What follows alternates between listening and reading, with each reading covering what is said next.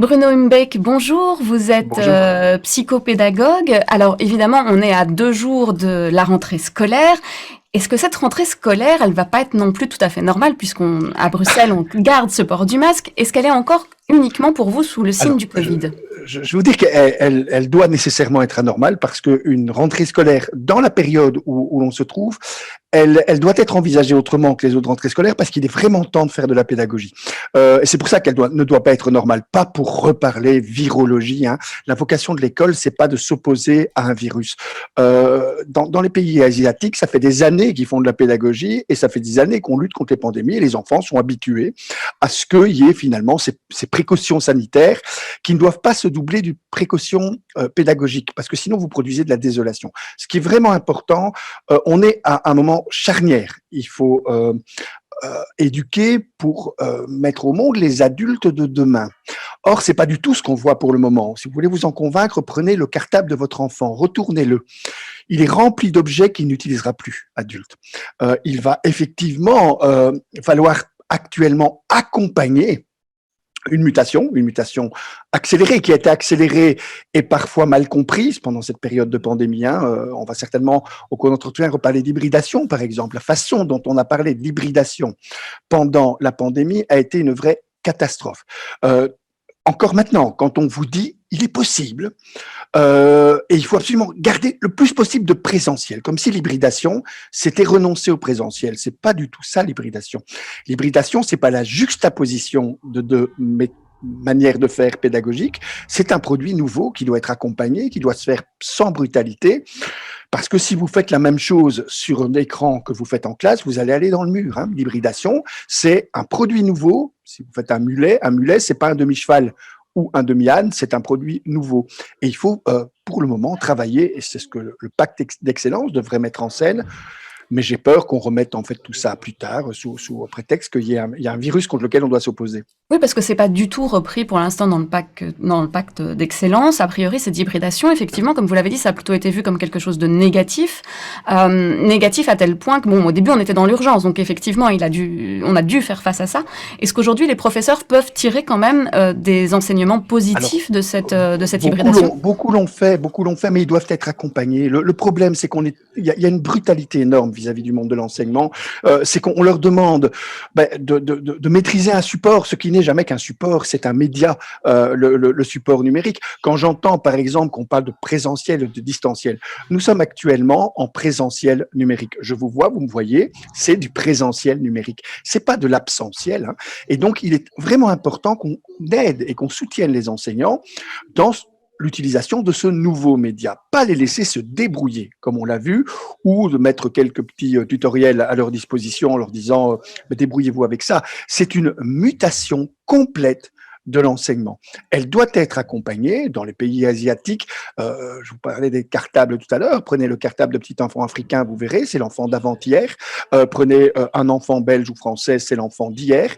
Prenez le cartable d'un petit enfant asiatique, c'est l'adulte de demain.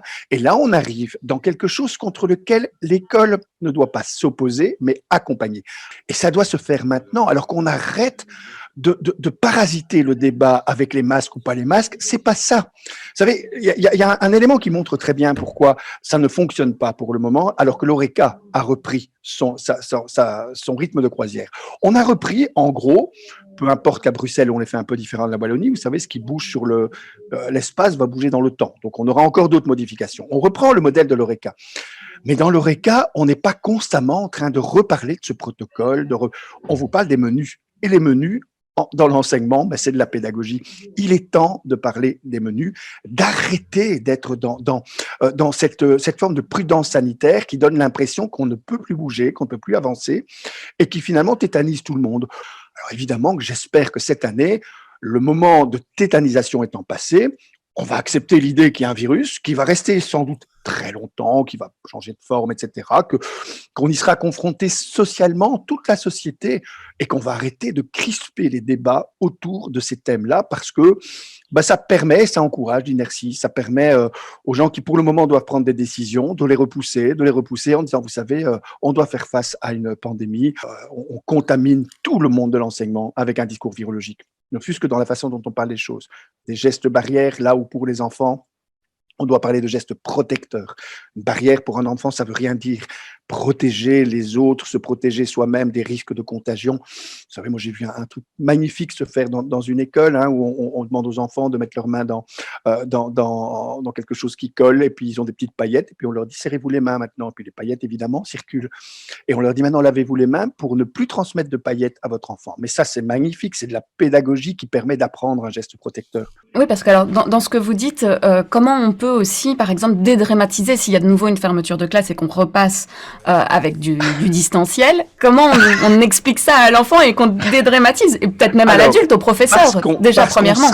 on sera dans du présentiel numérique, et c'est-à-dire plus dans du distanciel. Si je vous dis effectivement, vous allez être privé d'école, comme on l'a vu, évidemment que ça tétanise. Une école qui disparaît pour un enfant, pour une famille, c'est quelque chose d'effrayant. Elle ne va pas disparaître, elle va changer de forme temporairement, et elle va au sens plein du terme. Vous savez, le mot hybridation, c'est un très joli mot. Mais c'est un mot qui doit être bien défini. L'hybridation, c'est pas tu vas être privé d'école et tu vas être condamné à un écran. C'est tu reviendras à l'école poser des questions, tu reviendras à l'école pour discuter avec tes copains de ce dont tu as pris connaissance sur le support numérique. C'est pas du tout, on ne se verra plus. Par rapport au numérique, les parents ont souvent peur quand même de la présence aussi des écrans, d'une Mais bien sûr, surconsommation d'écrans. Est-ce que là, on n'est pas dans un paradoxe? Comment on peut mélanger justement le évidemment. numérique et Alors ne c'est pas gaver nos enfants avec des écrans? Alors, vous avez tout à fait raison. Et les parents actuellement sont déroutés, je peux comprendre, hein, quand vous avez des titres de livres qui commencent par le crétin digital ou des trucs comme ça. Le livre est bien fait, mais le titre, bah, évidemment, qui fait vendre le bouquin. Mais c'est, non, les écrans ne fabriquent pas des crétins. Victor Hugo l'a dit mieux que moi. Toute évolution, c'est comme une roue. Il y a une partie, un versant qui fait avancer les choses, une autre qui broie les gens. Donc, si on utilise mal le numérique, ça va être une catastrophe.